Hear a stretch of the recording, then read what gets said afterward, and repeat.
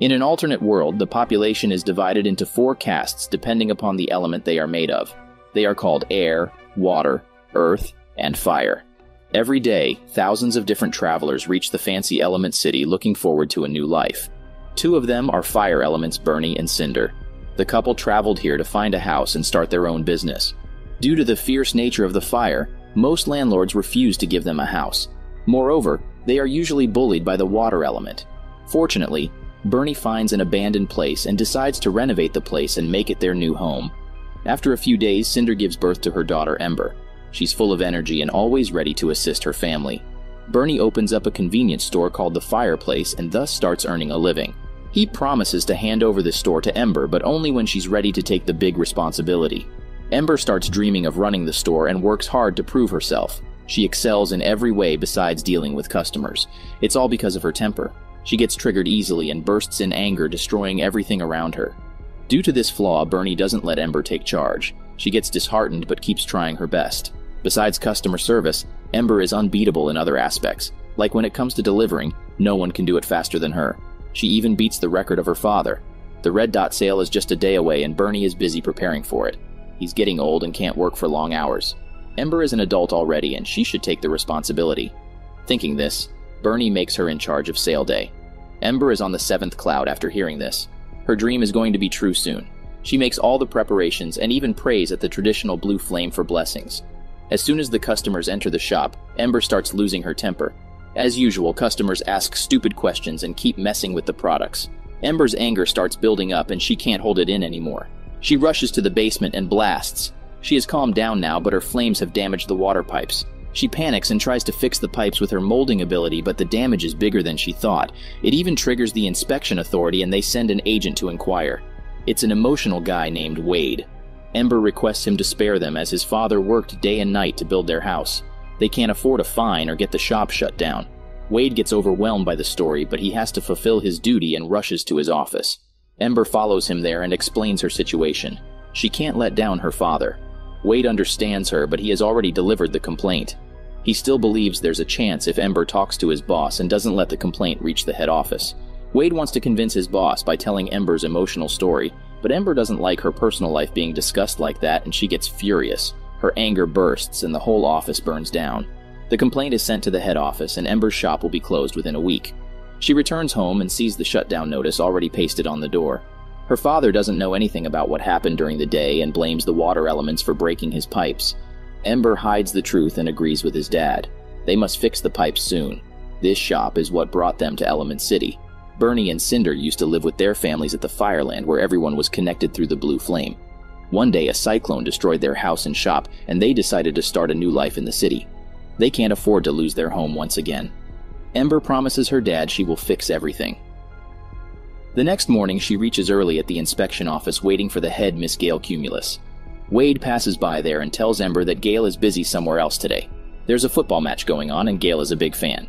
Wade also offers Ember to join him to watch the match. They both enter the stadium and spot Gale there. She's cheering passionately for her team. Ember goes to talk to her, but Gale is more interested in the game and scolds Ember for ruining the moment.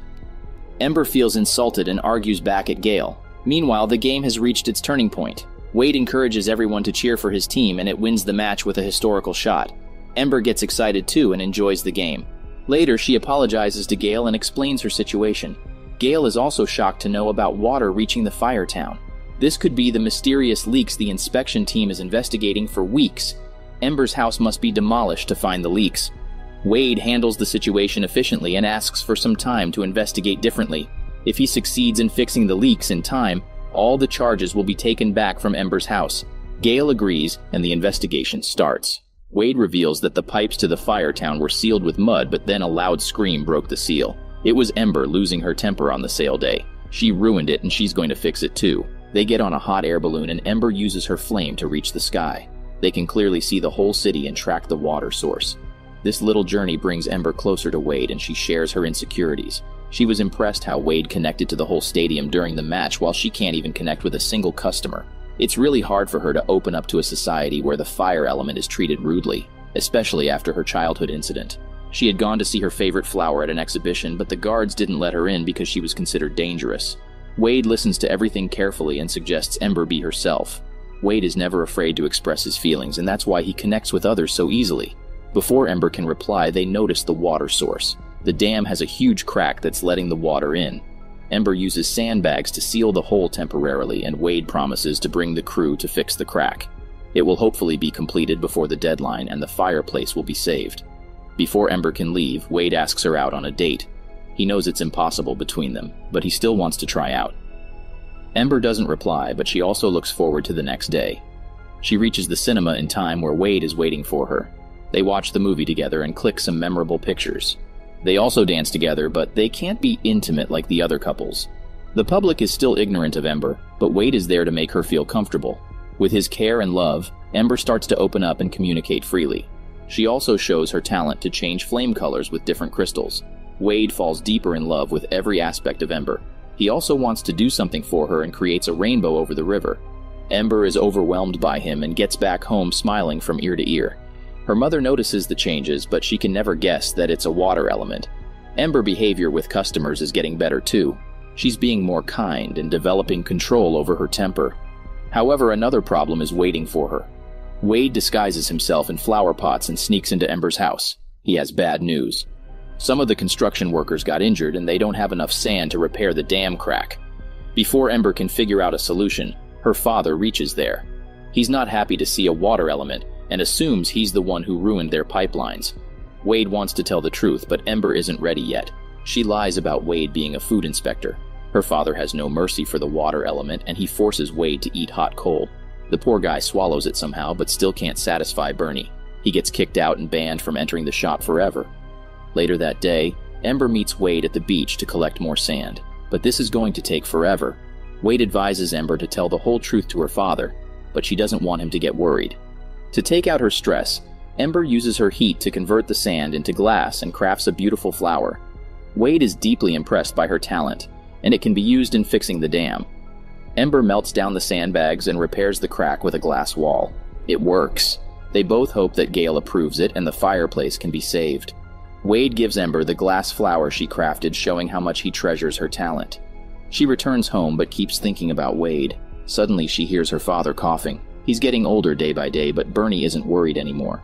He has noticed the changes in her daughter and believes that she's finally ready to take over. This reminds Ember of inspection charges, and she rushes to meet Wade. He hasn't received any news from Gale yet, but he invites Ember to meet his family. Surprisingly, his family is quite friendly and hostile towards Ember. They introduce all of their members and comfortably eat dinner at the same table as Ember. During the meal, the water jug accidentally breaks, but Ember repairs it and even makes a more beautiful one. Wade's mother is quite impressed by her and believes that Ember should continue her career in the glass molding field. This leaves Ember wondering if she can adopt a career of her own choice. Wade's parents also invite her to play their favorite game. It's called the crying game, in which one member has to make the other one cry. Ember believes she can't lose as she never cried her whole life. Wade tries her best and keeps telling emotional stories one after another, but it does not affect Ember. Then he starts telling how he feels for Ember. He never thought he would find someone that would make him fall in love head over heels. He wants to spend the rest of his life with her. This confession makes Ember shed her first tear. Her happiness multiplies when she hears that Gale approved the wall. Before sending her off, Wade's mother reveals that she talked to the glass factory owner about Ember, and he wants to interview her. This could be the turning point of her career, but Ember doesn't seem happy. She leaves angrily, and Wade follows her to know what happened. She believes her family is different. Her parents made so many sacrifices for her, and it's wrong to reject their dreams and make her own. She never thought about what she wanted to be because it doesn't matter. Their conversation gets interrupted by Cinder. She followed them the whole way and wants to prove that they can't be in love. To do her spiritual reading, she requests Ember and Wade to light the candle.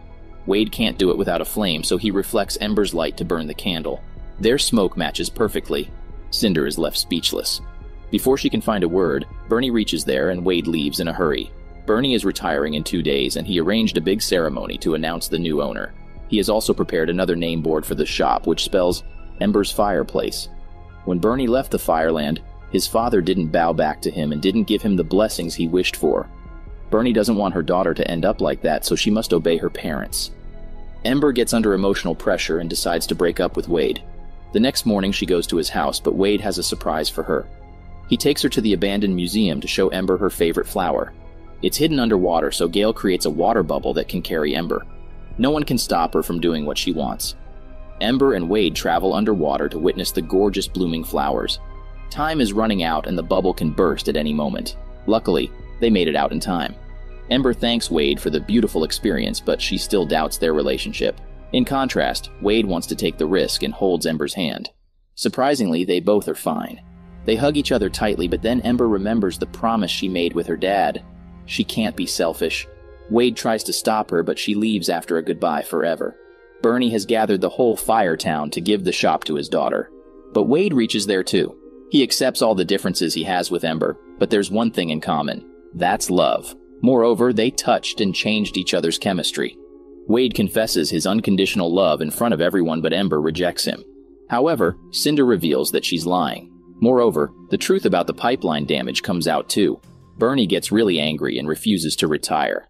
Ember leaves her house in anger, but then she notices that the dam broke and water is heading towards the Fire Town. She warns everyone of the danger and helps them move. Her parents leave their house too, but Bernie is worried about their traditional blue flame. Ember rushes to save it and Wade comes to help as well.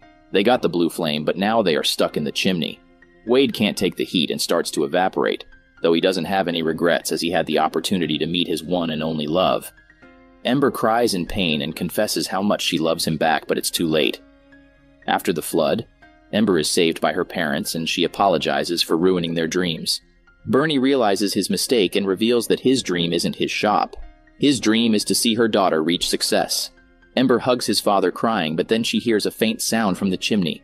Wade is still there in vapor form. Ember starts telling emotional stories to make him cry. Cinder and Bernie help her too. Wade cries and gathers inside the pot. He's alive again. A few weeks later, the shop gets repaired and handed over to another fire element couple, while Ember is going to live her dreams. Before leaving, she bows down to her father, and he bows down in return too, giving her all the blessings. Regardless of the sacrifices parents make for their kids, they can't force their own dreams on their kids. Everyone has their desires, and they deserve to have their parents' blessings.